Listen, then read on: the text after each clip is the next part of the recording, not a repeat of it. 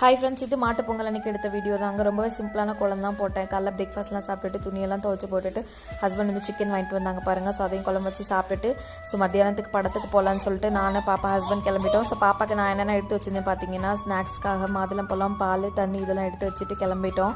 So என்ன மூவின்னு பார்த்தீங்கன்னா மதகஜராஜா தாங்க. இது ஆக்சுவலி நான் 10th 9th படிக்கும்போது இந்த மூவி வந்துட்டு பாட்டெலாம் வந்துட்டு நாங்கள் கூட கிளாஸில் பாடிட்டு கிடப்போம்.